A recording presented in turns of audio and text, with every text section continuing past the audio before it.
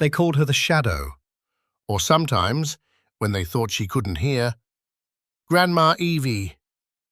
For 3 years, Evelyn Reed had haunted the graveyard shift of Metropolitan General's emergency department. She was a ghost in worn grey scrubs, her presence marked only by the squeak of her mop and the faint, ever-present scent of bleach. She refilled supply closets, changed soiled linens, and cleaned up the grim aftermath of lives that had spilled onto the pristine linoleum floors. She did it all with a quiet, unnerving stillness, her face a blank mask of exhaustion, her movements hampered by a pronounced limp that drew pitying glances and cruel whispers in equal measure. The staff, a vibrant and arrogant ecosystem of hotshot residents and gossiping nurses, saw her as a charity case, a relic, someone the hospital kept on out of some misplaced sense of pity. They didn't know that the hands that now gripped a mop handle with arthritic slowness had once sutured a 4-star general's aorta by the flickering light of a chem light, while rockets rained down on a forward operating base. They didn't know that the raspy, quiet voice that barely registered above the din of the trauma bay had once commanded entire surgical teams in the blood and dust of Kandahar. They had no idea that the limp they mocked was a daily, grinding reminder of the IED blast that had ended a legendary career. They didn't expect that one rain-slicked night, their world of arrogant certainty would be torn apart, and the only person who could piece it back together would be the old woman they had so casually dismissed. Evelyn Reed wasn't just a janitor. Evelyn Reed was a weapon, held in reserve. They called her the Shadow, but in the places where life and death were measured in seconds, she had another name. A name spoken with a mixture of reverence and fear. A name that was about to be screamed into the chaos of their sterile, ordered world. They didn't know her code name was Valkyrie. Metropolitan General Hospital was a cathedral of modern medicine, a gleaming tower of glass and steel that scraped the sky over a city that never slept. Its emergency department, however, was the building's churning, frantic gut. It was a place of controlled chaos, smelling of antiseptic, stale coffee and the metallic tang of fear. Fluorescent lights hummed with a monotonous, soul-crushing drone, casting a sickly pale light on everything and everyone. Here, hierarchy was God, and at the top of their small, nocturnal kingdom sat Dr. Alastair Finch. Dr. Finch was the Chief of Emergency Medicine, a title he wore with the same ostentatious pride as the Patek Philippe watch that peeked from beneath the cuff of his crisp white coat. He was handsome in a cruel, sharp-edged way, with hair that was too perfect and a smile that never quite reached his cold blue eyes. His position had been less earned and more gifted, a generous donation from his father to the hospital's new cardiac wing having lubricated the gears of his promotion. He moved through the ER not like a healer, but like a lord surveying his fiefdom, his voice a constant, booming instrument of condescension. Tonight, the ER was a low, simmering pot of human misery. A drunk with a split lip, a toddler with a fever, a woman convinced she was having a heart attack that was really just gas. Finch was bored. He stalked the floor, his sycophants, 2 junior residents named Harris and Thorne, no relation to the general, trailing in his wake like pilot fish.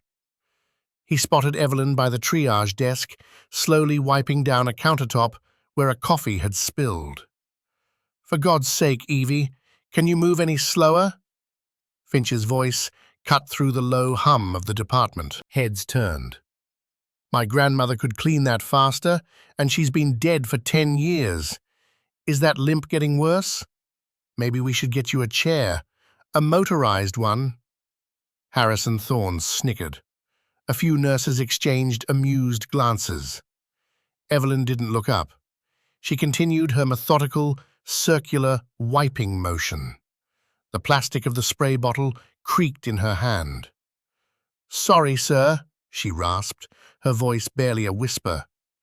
The "sir" was automatic, a vestige of a lifetime of protocol, but in this context it sounded only like meekness. "Sorry, sir," Finch mocked in a high, wavering voice. "You're always sorry. What you are is slow, and in my ER, slow is dangerous. Slow gets people killed." The irony of his statement was a mountain so vast no one in the room could see it. He turned to a young nurse, Chloe, who was charting at the central station. "Chloe, remind me to have a talk with HR about the physical fitness standards for our support staff. We're running a trauma center, not a retirement home." Chloe flushed, her eyes darting towards Evelyn with a flicker of sympathy before she dropped her gaze back to her screen. "Yes, Dr. Finch." She hated this. She hated him. Chloe was new enough to still believe that medicine was a calling, not a blood sport. She was the only one who ever spoke to Evelyn with genuine kindness, offering her coffee or asking about her night. Small gestures that Evelyn always met with a quiet, grateful nod. Finch, satisfied with his performance, swaggered away. Evelyn finished the counter, her face impassive. But inside, the words were like grains of sand grinding against a raw nerve. Slow gets people killed. The smell of the antiseptic cleaner suddenly morphed in her memory. It became the coppery scent of blood and the acrid smoke of a detonated explosive. The hum of the lights became the high-pitched whine in her ears after the blast. Her left leg, the one with the limp, sent a sharp, phantom pain all the way to her hip, a fiery echo of shredded muscle and shattered bone. She saw a face, young, eager, full of promise. Captain Miller, her protégé. His last word had been her name. "Evelyn!" A warning, a scream. She squeezed her eyes shut for a fraction of a second, pushing the memory back down into the steel-doored vault where she kept all the ghosts. She had come here for the quiet, for the anonymity. She had thought that by surrounding herself with the mundane machinery of saving lives, the beeping monitors, the hushed conversations, the cleaning, she could find a measure of peace. She could be useful without being responsible. But the arrogance, the incompetence, it was a different kind of battlefield, and it was wearing her down. She picked up her bucket and mop, the weight in her hand feeling impossibly heavy, and shuffled towards the next small mess, her shadow trailing long and thin behind her under the merciless, fluorescent glare. The room had forgotten her again, just another piece of the furniture, and that was exactly how she wanted it. For now. The night wore on, a sluggish river of minor calamities. The hours between 2 and 4 a.m. were the nadir, a time when the city's energy dipped and the ER was left with its dregs. The chronically ill, the hopelessly drunk, the lonely. Dr. Finch held court at the Central Nurses' Station, regaling his captive audience of residents and nurses with a story about his recent skiing trip to Aspen. He gestured grandly, his voice echoing in the relative quiet. Evelyn was in the background as always.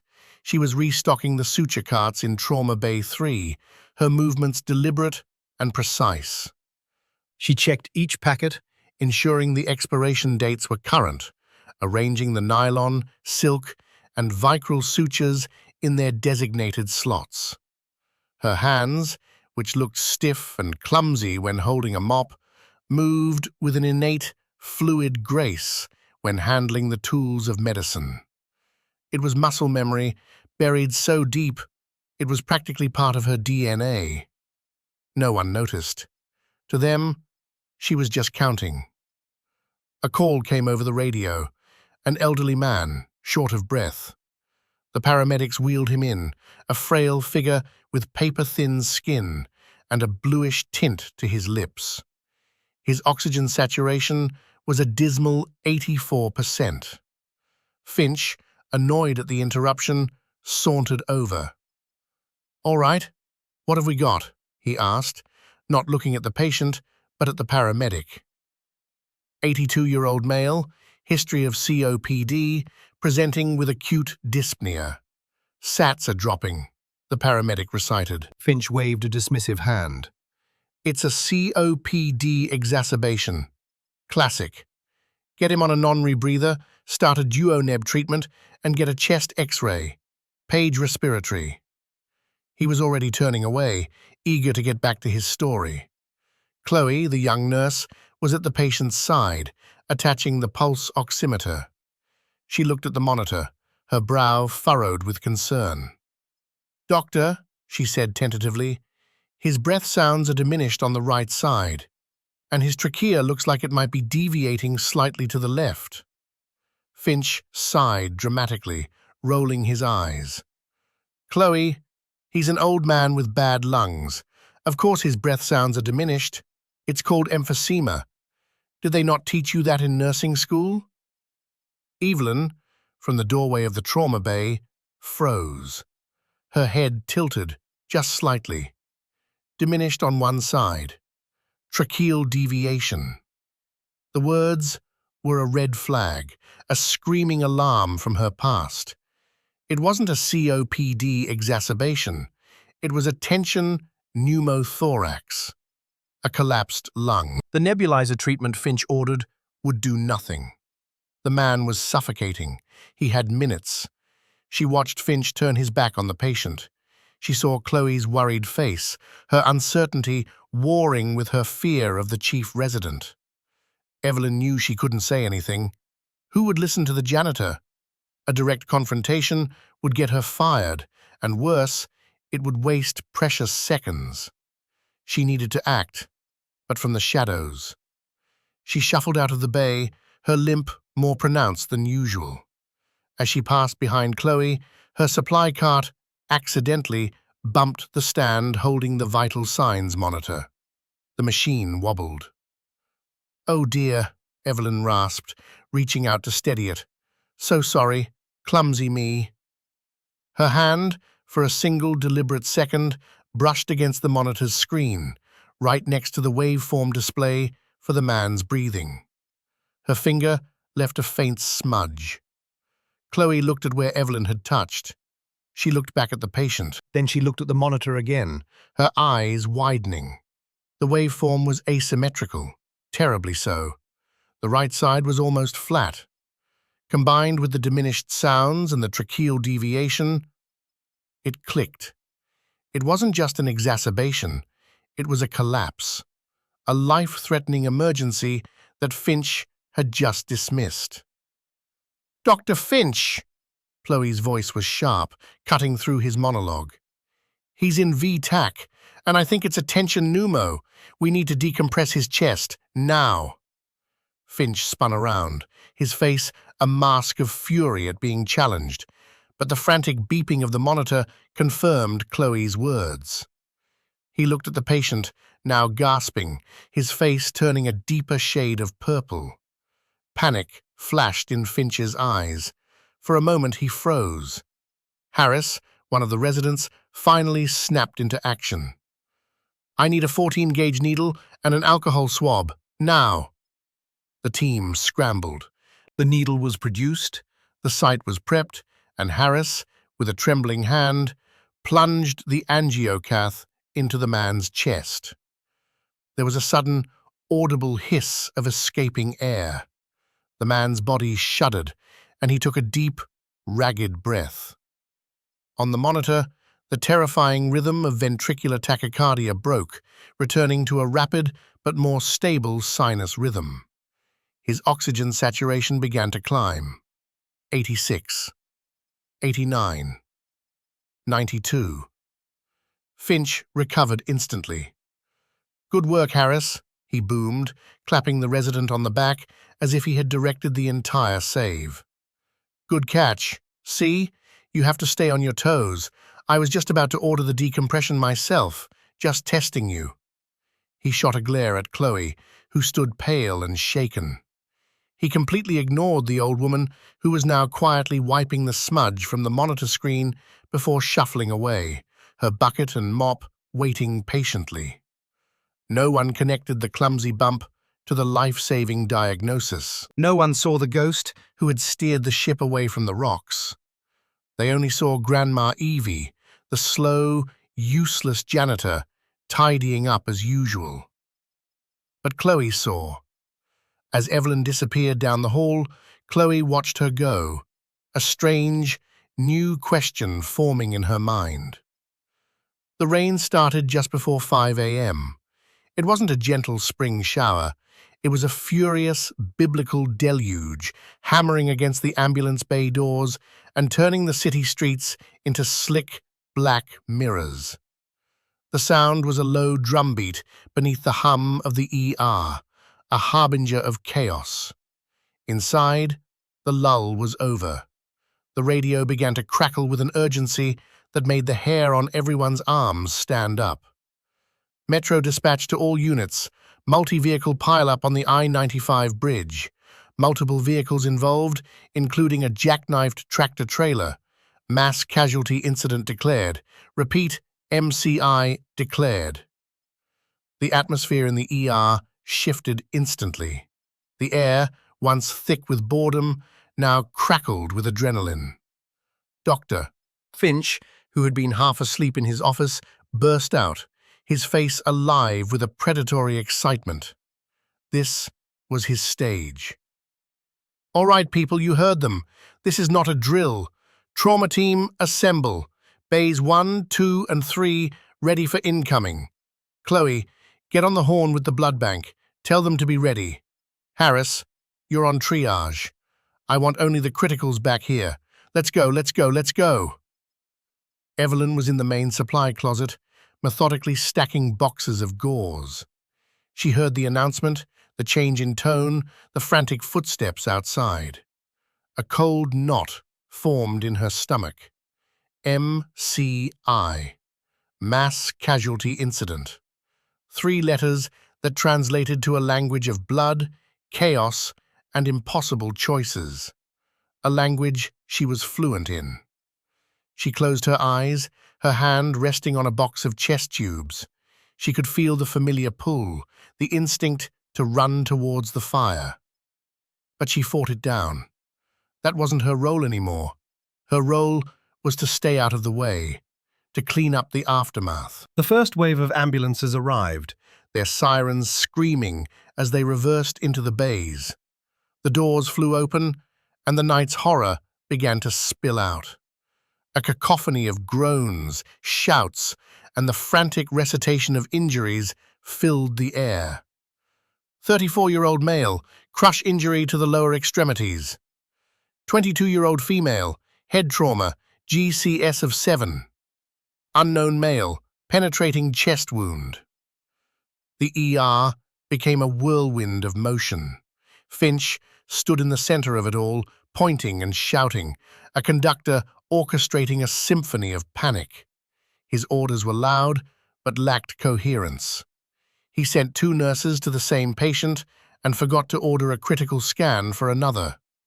His arrogance was a thin veneer over a core of sheer, untested incompetence.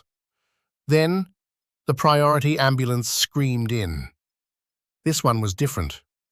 It was flanked by 2 black sedans that screeched to a halt, men in dark suits jumping out before the vehicles had even stopped rolling. They formed a perimeter around the ambulance, their faces grim, their hands inside their jackets.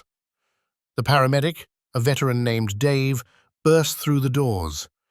"We've got a John Doe VIP, caught in the main collision, unrestrained, massive deceleration injury. BP is 70 over palp, pulse is 140 and thready. He's got paradoxical chest movement.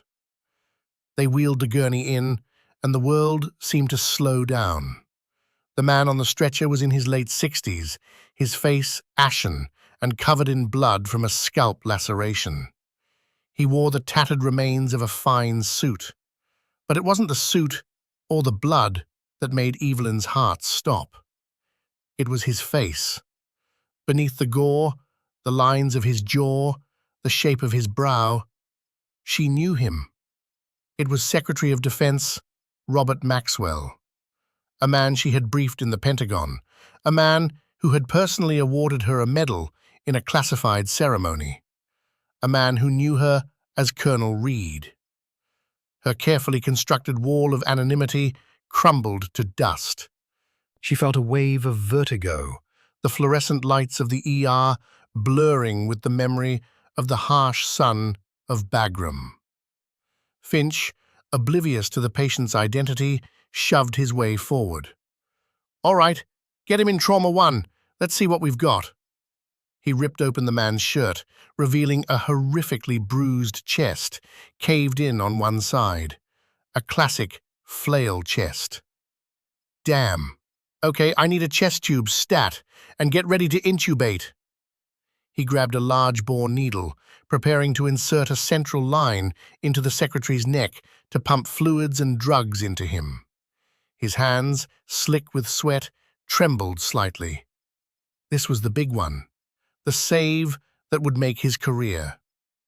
Evelyn watched from the doorway, frozen in horror. No, not the neck, she thought, her mind racing. He can't put a line in his neck.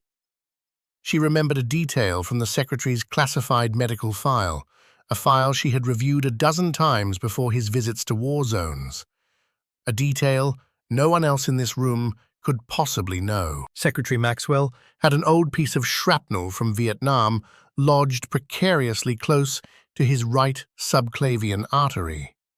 A botched central line insertion could dislodge it. It would be an instant, unstoppable, fatal hemorrhage. "Sir," Evelyn said, her voice louder than she intended. Finch didn't even turn. "Stay out of the way, Evie." "Sir, you can't." He was already lowering the needle. Evelyn saw it all in slow motion. The tremor in Finch's hand, the needle's tip aimed just slightly too deep, the fragile life of one of the nation's most powerful men balanced on the edge of a knife, held by a fool. The knot in her stomach didn't just tighten, it snapped. The time for hiding was over. The ghosts in her past were screaming, but this time they weren't screaming in pain. They were screaming for her to act. The world narrowed to the point of a needle. Dr. Finch, high on his own adrenaline, plunged the central line catheter towards Secretary Maxwell's neck. There was a sickening squelch of tissue, a sudden, violent jerk from the patient, and then the monitor, which had been beeping a frantic tachycardic rhythm, let out a single, deafening, continuous wail. Flatline. "What the? He's in V-fib! Get the paddles!" Finch shouted, his voice cracking. He pulled the bloody needle out, his face white with shock. "I don't understand. The placement was perfect." "You punctured his lung, you idiot!" Chloe screamed, her voice raw with terror as she frantically started chest compressions. "He's got a massive pneumothorax on top of the flail chest. He's coding." Chaos erupted. Harris fumbled with the defibrillator. Another nurse drew up epinephrine. Finch just stood there, paralyzed, the bloody catheter still in his hand, his monument to arrogance. Evelyn Reed didn't watch anymore. She moved. The years of practiced stillness fell away like a shed skin. The limp that had defined her existence in this place vanished, replaced by the balanced, economical gait of a predator. She didn't shuffle, she strode.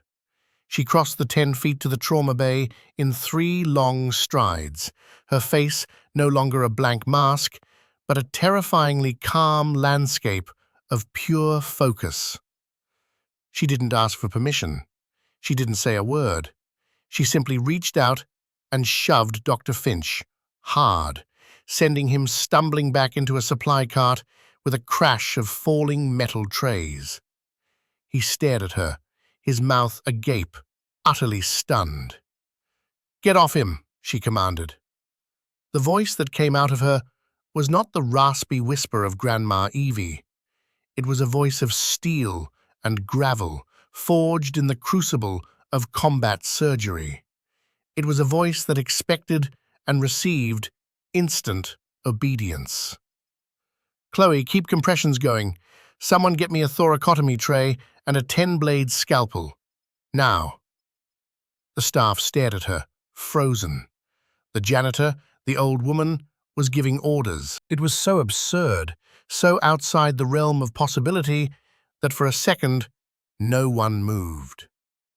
"I said now," she barked, the sound echoing with such profound authority that 3 people jumped at once.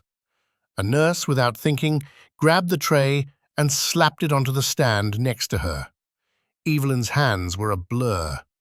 She ripped open a pair of sterile gloves, pulling them on with a practiced snap.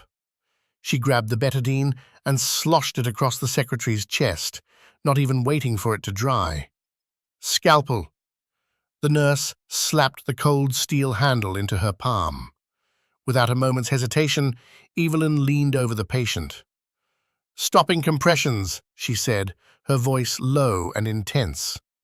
In one long, smooth, impossibly fast motion, she made a deep incision between the 4th and 5th ribs, from the sternum all the way to the patient's back. Blood welled up, but she ignored it. "Rib spreaders." Harris, his hands trembling, passed them to her. She inserted the tool into the incision and cranked it open. There was a gruesome crack of cartilage as the man's rib cage was forced apart, exposing the scene of carnage within. One lung, dark and collapsed like a deflated balloon. The other, bruised and hemorrhaging.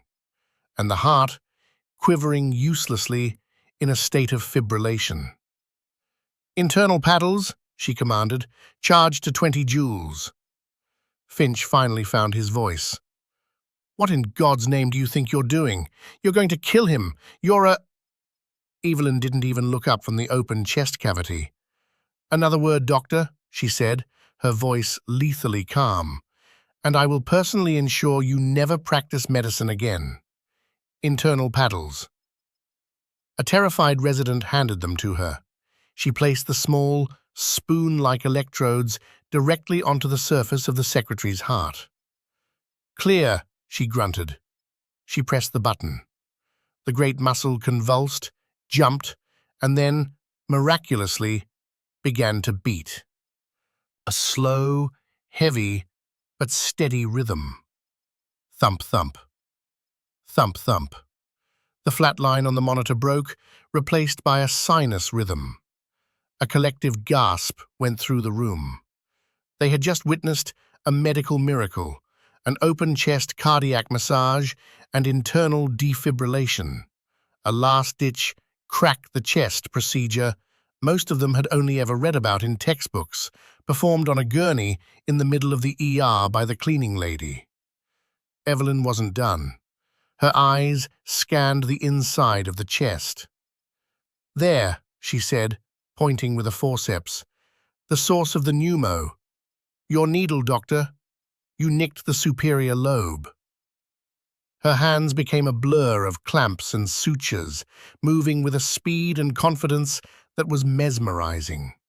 She repaired the tear in the lung tissue with a series of tiny, perfect stitches. "Get a chest tube in, and hang 2 units of O-neg. Let's get his pressure up." The staff, who moments before had been a panicked mob, was now a well-oiled machine, moving to her every command. They didn't know who she was, but they recognized competence when they saw it. This wasn't a janitor, this was a commander. In the space of 90 seconds, the entire power dynamic of the room had been inverted. Evelyn Reed, the shadow, was now the blazing sun around which they all orbited, and Dr. Alastair Finch was nothing but a cold, forgotten moon. The Secretary of Defense was alive. His blood pressure was stabilizing, his heart beating a steady rhythm on the monitor. The air in Trauma Bay 1 was thick with the smell of blood and the electric hum of awe. Evelyn, her hands still inside the man's open chest, worked with a relentless, focused calm. She was identifying bleeders, clamping them off, her movements economical and brutally efficient. Chloe and Harris, their faces pale with shock, acted as her scrub nurses, anticipating her needs, passing instruments with a reverence they usually reserved for God himself. Dr. Finch, however, was recovering from his initial paralysis. The shock was wearing off, replaced by a tidal wave of incandescent rage and abject humiliation. He had been shoved, usurped, and made to look like an incompetent fool in his own ER, in front of his entire staff. And by whom? By the limping old janitor he'd been mocking for years. The sheer, unforgivable audacity of it was more than his ego could withstand. He strode back towards the gurney, his face a thunderous mask. "That's enough," he bellowed, his voice regaining its usual arrogant timbre. "I don't know what kind of psychotic break you're having, but this is over. You've done enough damage. Security!" he screamed towards the hallway. "Get security in here now. We have an assault and a person practicing medicine without a license." 2 hospital security guards, burly men used to dealing with drunks and distraught family members, appeared in the doorway, their expressions confused. "Her!" Finch pointed a trembling finger at Evelyn. "Get her away from that patient. Restrain her. She's insane." Evelyn didn't flinch. She didn't look up. Her eyes remained fixed on the precious, beating heart of the man on the table. "Chloe," she said, her voice dangerously quiet, "increase the dopamine drip by 2 mics. His pressure is a little soft." Then, raising her voice just enough to cut through the room, she addressed Finch without turning her head. "Doctor, if you or your glorified mall cops come within 3 feet of this table, I will consider it a direct threat to my patient, and I will react accordingly. Touch me again," she added, her voice dropping to a near whisper that was somehow more terrifying than a shout. "And I will use a jiggly saw to remove your hand. You are contaminating my sterile field." The lead security guard hesitated. He looked from the furious, red-faced doctor to the old woman covered in blood, her hands literally inside a man's chest. He saw the looks on the faces of the other nurses and residents, not fear of her, but absolute, unwavering awe. Something was very, very wrong here, and his instincts told him that siding with Dr. Finch was a bad career move. Just then, the patient's vitals took another dip. An alarm blared. "Damn it!" Evelyn hissed. "It's the fragment. The trauma must have shifted it." She pointed with her forceps deep into the chest cavity near the great vessels arching over the heart. "Look, it's migrating toward the aortic root. If it nicks that wall, he'll exsanguinate in 30 seconds. Finch saw his opening. "See? I told you. She doesn't know what she's doing. She's made it worse." He puffed out his chest. "That requires a cardiothoracic surgeon, a specialist. Page Dr. Abramov immediately." Chloe looked up from the monitors, her face ashen. "Dr. Abramov is in Philadelphia at a conference. He's 5 hours away at best." A wave of despair washed over the room. They had pulled him back from the brink, only to watch him fall off another cliff. "He doesn't have 5 hours," Evelyn stated, her voice flat and final. "He has maybe 10 minutes. A heavy silence descended. It was a death sentence. Then, Evelyn took a deep breath. "I can do it," she said. Finch let out a short, incredulous, hysterical laugh.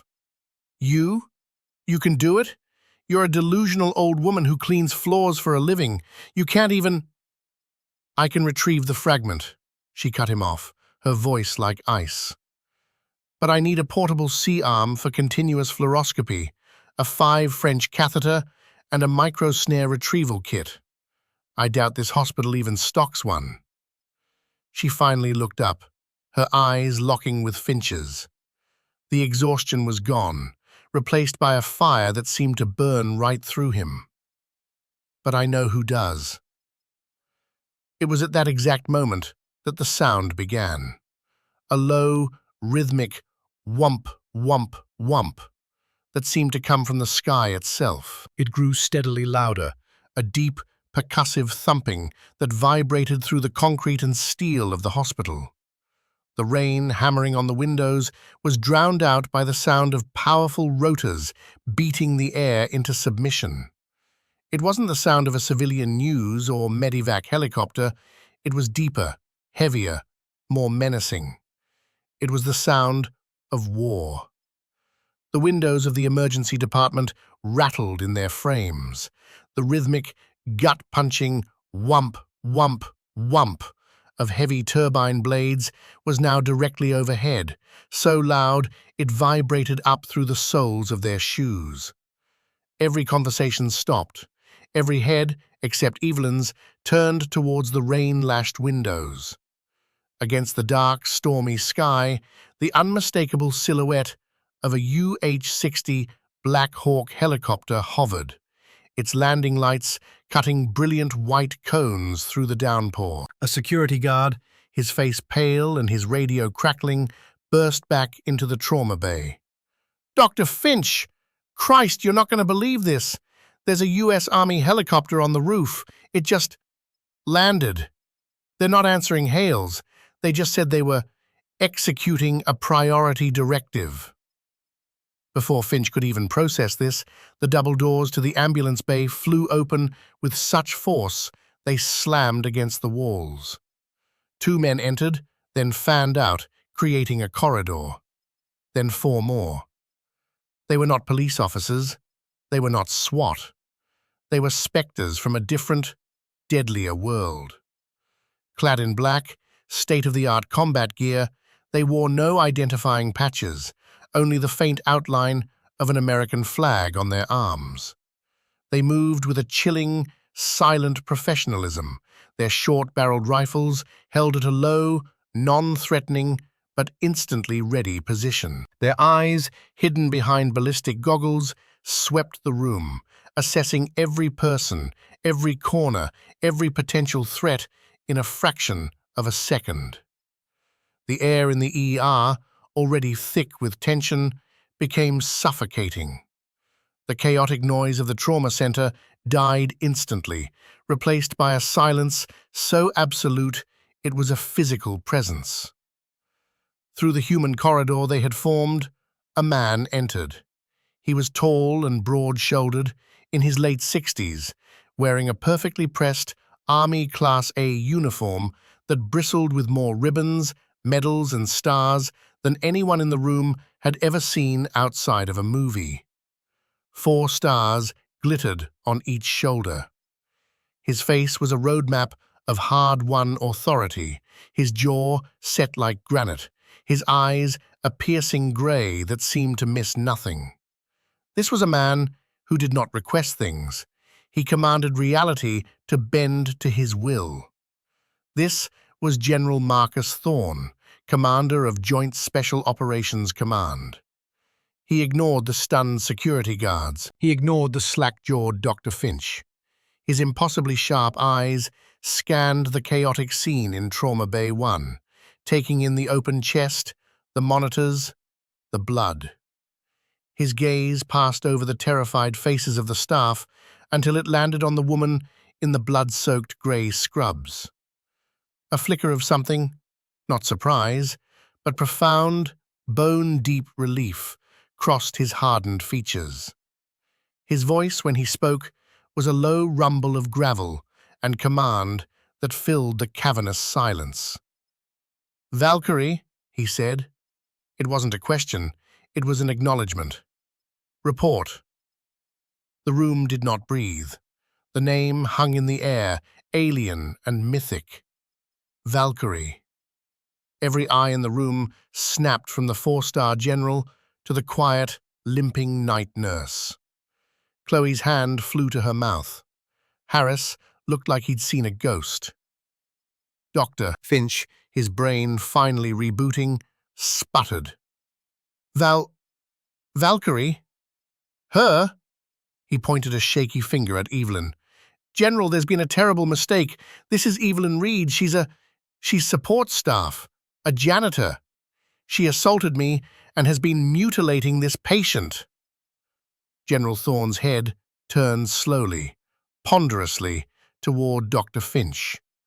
The full weight of his attention, cold and heavy as a glacier, fell upon the young doctor. The temperature in the room seemed to drop 20 degrees. "You," the general said, his voice soft but laced with pure menace, "will be silent."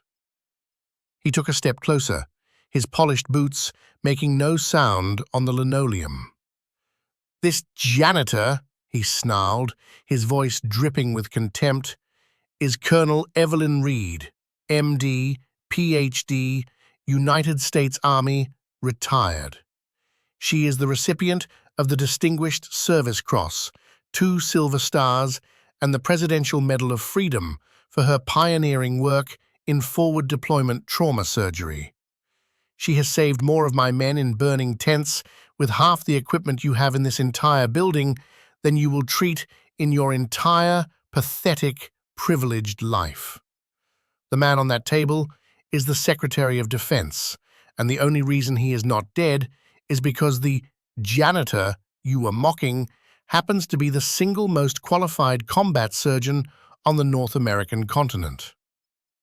Thorne took another step, his face inches from Finch's. "You, on the other hand, nearly killed him with your incompetence, so I will say this one time. Get out of her way." Finch stumbled backward, as if he'd been physically struck, his face a mess of confusion, terror, and dawning, catastrophic understanding. The general turned back to Evelyn. "Valkyrie, your request for a micro-snare kit and portable C-arm is approved. It's on its way in." He gestured to 2 of the silent soldiers, who immediately moved forward, carrying a large, ruggedized pelican case. They opened it. Inside, nestled in custom foam, was a set of medical instruments so advanced and specialized it looked like something from a science fiction film. Evelyn gave the general a curt, single nod. The briefest flicker of their shared history passed between them. "General," she said, her voice all business, "good to see you. Now get your imaging unit in here. I have a fragment to retrieve before it ruptures the Secretary's aorta." The public humiliation of Dr. Alistair Finch was not a single, explosive event. It was a slow, agonizing dissection, performed with surgical precision, under the cold, fluorescent lights of the hospital he thought he ruled. As General Thorne's words echoed in the dead-silent ER, Finch's world began to unravel, thread by thread. The name, Colonel Evelyn Reed. The titles, M.D., Ph.D. The medals, Distinguished Service Cross, Silver Star. Each word was a hammer blow against the fragile scaffolding of his arrogance. He stared at Evelyn, at the woman he'd called Grandma Evie, the woman he'd ridiculed for her limp, the woman he'd tried to have arrested. He wasn't seeing a janitor anymore. He was seeing a legend he had unwittingly spent 3 years trying to grind into the dust. The blood drained from his face, leaving it a pasty, sickly white. "Colonel," he whispered, the word foreign and choked in his throat. One of the Special Forces soldiers A master sergeant with a neck like a tree trunk and eyes that had seen too much stepped forward with the advanced medical kit. He looked at Finch with an expression of such pure, unadulterated loathing that Finch physically recoiled. "You heard the general, Doctor," the soldier growled, his voice a low threat. "Make a hole." Finch scrambled backward, tripping over his own feet and landing in an undignified heap against a wall, scattering a stack of charts. No one moved to help him. The nurses and residents who had once laughed at his jokes and jockeyed for his favor now looked at him with a mixture of contempt and horror. They were seeing him for what he was, a fraud, a bully whose power was built on a foundation of lies and nepotism. Just as Finch was struggling to his feet, a new figure bustled into the ER, drawn by the impossible sight of a military helicopter on his hospital's roof. It was Mr. Abernathy, the hospital president, a portly man in a rumpled suit, his face flushed with panic. "What in heaven's name is going on here?" he demanded, his eyes wide. "Who authorized this? General, I am the president of this hospital." General Thorne turned his glacial gaze on Abernathy. "You," he said, cutting him off, "are the man who put this incompetent child," he jabbed a thumb toward Finch, "in charge of a Level 1 trauma center. You are the man whose gross negligence nearly cost the Secretary of Defense his life. I'd advise you to shut your mouth and listen." Abernathy's jaw snapped shut. The mention of the Secretary of Defense hit him like a physical blow. "Colonel Reed requires OR2 immediately," Thorne commanded, his voice leaving no room for argument. "She will have anything and anyone she asks for. Your only job is to stay out of the way. After she is finished saving the man your chief resident almost murdered, you and I are going to have a long conversation about your hiring practices, and I assure you, you will not enjoy it."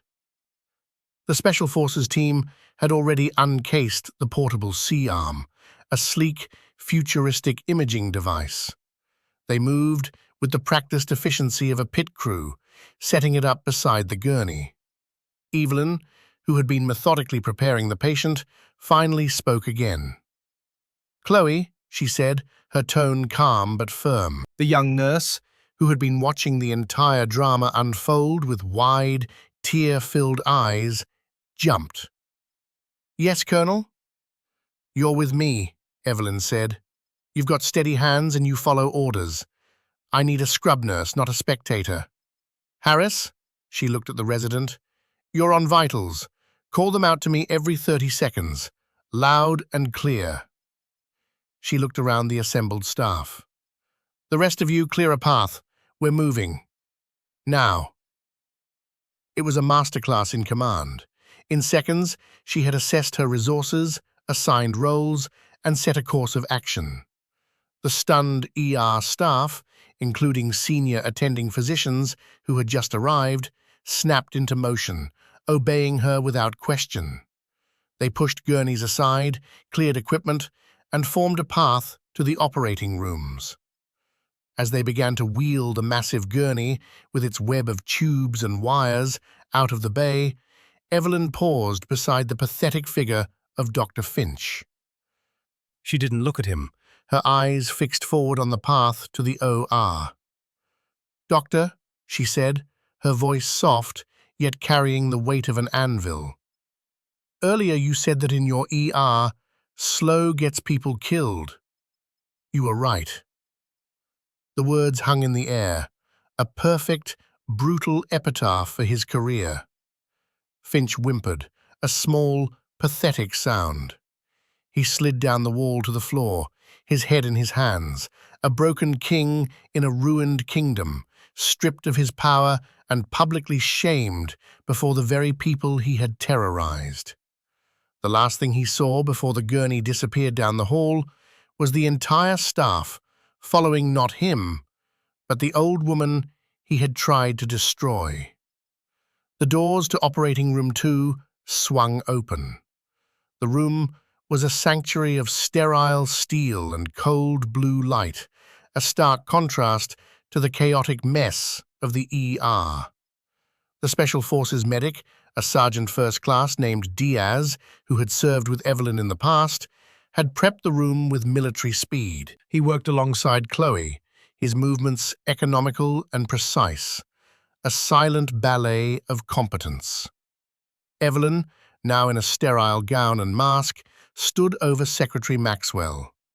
The gaping wound in his chest was a testament to the violence of the last hour. The portable C-arm was positioned over him, ready to provide the live X-ray images she needed.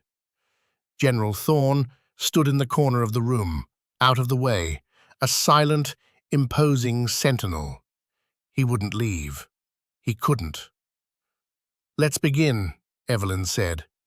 Her voice was the only sound in the room besides the steady beep of the monitors. "Diaz, activate the fluoroscopy." A low hum filled the air, and a ghostly, black and white image of the secretary's chest appeared on a large monitor. The bones of his ribcage were a shattered lattice. His heart pulsed, a living, beating shadow. And there, perilously close to the great arch of the aorta, was a tiny, wickedly sharp sliver of metal. The fragment. With every heartbeat, it moved, a microscopic dance of death. "There you are, you bastard," Evelyn muttered to herself. "Okay, catheter." Chloe, her hands surprisingly steady, placed the long, thin tube into Evelyn's gloved hand. This was the most delicate part. She had to guide this catheter through a vein in the groin, up through the body's vascular highway into the heart itself, and then navigate to the aorta to deploy the snare. It was like performing microscopic surgery from 3 feet away, on a moving target, with a man's life as the stakes. Her eyes flickered between the monitor showing the live X-ray and the entry point on the patient. Her hands moved with a surgeon's grace, feeding the catheter wire millimeter by millimeter. "Vitals," she commanded. "BP 95/60, heart rate 105, SATs at 96%, Harris called out from his station. "Steady," Evelyn murmured. "Easy does it." On the screen, they could all see the thin, dark line of the catheter snake its way up the inferior vena cava. It was mesmerizing. It was terrifying. General Thorne watched, his hands clenched into fists at his sides. He had seen her do this before, on a dusty floor, with half the light and 10 times the danger. He had seen her pull miracles out of thin air. He prayed she had one left. "Entering the right atrium," she announced, her focus absolute. She manipulated the tip of the catheter with a skill that bordered on supernatural, guiding it through the chambers of the heart. The room held its collective breath. One wrong move, one perforation, and it was over. The tip of the catheter was now approaching the aortic arch. The fragment pulsed nearby, a tiny shark fin in a sea of blood. "Okay, Diaz, deploying the micro-snare." Diaz nodded, his fingers flying over a control panel. On the screen, a tiny wire loop blossomed from the tip of the catheter. Evelyn began the painstaking process of maneuvering the loop around the shard of metal. It was like trying to lasso a running mouse in the dark. "Pressure's dropping." Harris's voice was tight. 90/55. "Stay with me, Robert," Evelyn whispered to the unconscious Secretary of Defense. "Don't you quit on me now." Her knuckles were white. The snare brushed against the fragment. The fragment shifted. A new alarm blared, a proximity warning from the advanced military gear. It was now touching the aortic wall. "Damn it," Evelyn hissed. In the corner, General Thorne took a half step forward before checking himself. He had to trust her. He always had. He remembered a night in the Codename Valley, a place they called the Valley of Death. He'd taken a round to the chest and was bleeding out in a medevac chopper that was getting shot to pieces. Evelyn, then a young major, had knelt over him, her face illuminated by the red cabin lights, and literally held his heart in her hands to keep him alive until they landed. "Not on my watch, sir," she had told him then. He saw that same fire in her eyes now. "Got it," she said, her voice tight with concentration. The snare had closed. The wire loop was securely around the metal fragment. "Okay, easy now. I'm pulling back." Slowly, carefully, she began to withdraw the catheter. On the screen, the tiny piece of metal moved with it, away from the aortic wall, back through the heart, down, down, down, through the vascular system. It was an impossibly long journey in reverse. Minutes felt like hours.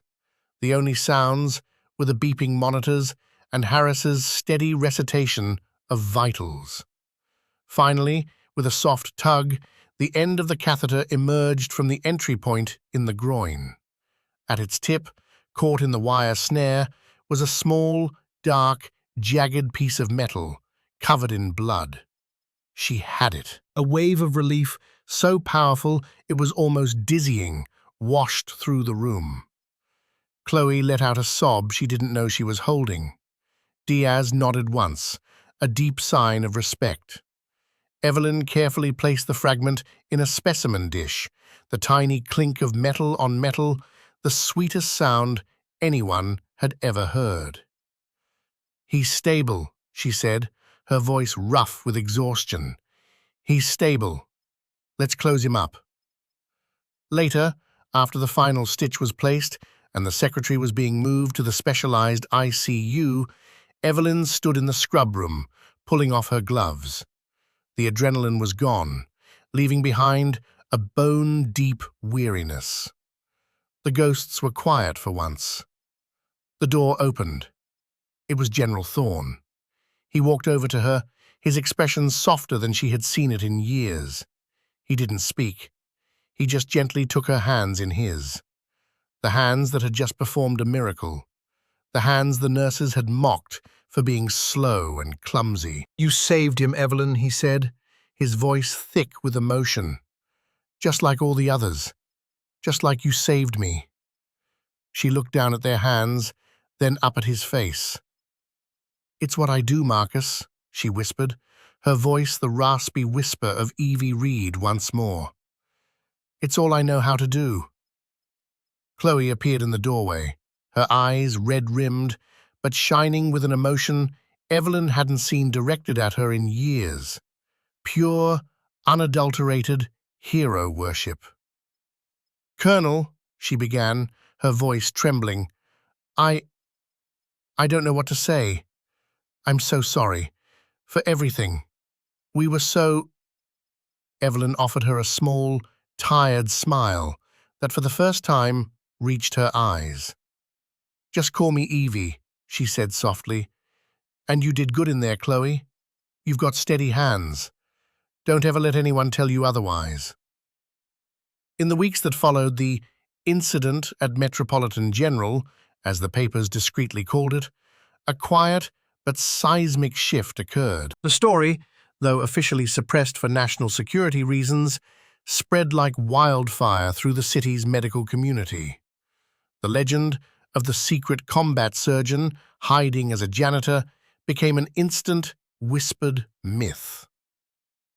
Dr. Alistair Finch was gone. He was fired the morning after the incident, escorted out of the hospital by security before the day shift even started. His humiliation was total and absolute. Mr. Abernathy, under immense pressure from the hospital board and a very pointed threat of a federal investigation from General Thorne's office, had no choice. Finch's medical license was suspended pending a full review by the state board. He faced a multi-million-dollar lawsuit from the hospital for gross negligence and reputational damage. His father's money, for the first time in his life, could not save him. His career wasn't just over, it was annihilated. He became a cautionary tale, a ghost who haunted the hallways far more effectively than Evelyn ever had. The hospital, desperate to salvage its reputation and make amends, offered Evelyn the world. Mr. Abernathy, now obsequious and terrified, came to her personally. They offered her the position of Chief of Surgery, bypassing a dozen other candidates. They offered her a corner office, a 7-figure salary, a research budget, a car service, anything she wanted. She met him in a small, sterile conference room. She was back in her worn grey scrubs, her limp seeming more pronounced than ever. She listened to his gushing, desperate offer in silence. When he was finished, she looked at him with her tired, quiet eyes. "No, thank you, Mr. Abernathy," she said, her voice the soft, raspy whisper he remembered from before. "No?" he stammered, incredulous. "But, Colonel Reed, why? This is the opportunity of a lifetime." "I didn't do what I did for an opportunity," she said simply. "I did it to save a man's life. I'm not looking for a new career. I was happy where I was." She stood up, her body aching. "If you'll excuse me, I have a floor to mop." And she walked out, leaving the hospital president sitting alone, utterly bewildered. She finished her shift, turned in her resignation, and walked out of Metropolitan General for the last time, disappearing back into the shadows she had chosen. A month later, the autumn air was crisp and cool. Evelyn stood in a quiet, manicured cemetery reserved for veterans. The leaves on the old oak trees were turning brilliant shades of red and gold. Her hand, ungloved, rested on a smooth, black granite wall. Her fingers traced a name carved into the stone. Captain David Miller. The ghost she could never outrun. The brilliant young surgeon who had been her protégé, her hope for the future of combat medicine. The man who had died in the blast that had shattered her leg and her spirit. A single tear traced a path down her cheek. "He would have been proud of you," a low, gravelly voice said from behind her. She didn't have to turn. She knew it was Marcus Thorne. He came to stand beside her, his uniform replaced by a simple tweed jacket. He looked at the name on the wall, then at her. "He shouldn't be on this wall, Marcus," she whispered, her voice thick with unshed grief. "He should be in a hospital somewhere, saving lives." "He is," Thorne said quietly. "Through you. Every life you save, he has a hand in. His legacy is your skill." He paused, letting the weight of the moment settle. "The secretary is making a full recovery. He sends his regards. And his thanks." Evelyn just nodded, her eyes still on the name. "I'm glad." "He also signed off on a new project," Thorne continued. "A joint service, state-of-the-art trauma training center. The Captain David Miller Center for Advanced Combat Medicine. It will be the premier facility in the world for training the next generation of special operations, medics, and surgeons." Evelyn finally turned to look at him, a question in her eyes. "We need someone to run it," Thorne said, his gaze direct and unwavering. "Someone to build the curriculum from the ground up, someone who has been there, someone who knows what it costs. We don't need a bureaucrat or an academic. We need a warrior. We need a teacher. We need a legend." He held her gaze. "No more hiding, Evelyn. No more mops. No more shadows. Your war isn't over. It's just entering a new phase. We need you. Miller's legacy needs you." She looked from the general's earnest face back to the cold, carved name on the wall. For 3 years, she had tried to silence the past, to run from the responsibility, to pay a penance for the life she couldn't save. But hiding hadn't healed her. It had only hollowed her out. Here, now, was a chance not to forget, but to honor, to build something that would outlast her, to ensure that the next David Miller would come home. A change came over her face. The exhaustion seemed to recede, replaced by a flicker of the old fire, the indomitable will that had refused to let men die in the dust and blood of forgotten wars. Her posture straightened, the ever-present limp seeming less a sign of weakness and more a badge of survival. She looked at General Marcus Thorne, her commander, her friend. Her voice, when she spoke, was no longer the whisper of the shadow or the bark of the colonel. It was something new, the clear, steady voice of Evelyn Reed. "When do I start?" she asked. A slow smile spread across the general's face. The Valkyrie would fly again, not to carry the dead from the battlefield, but to teach the living how to conquer it. Justice had been served, a hero had been redeemed, and a new mission was about to begin.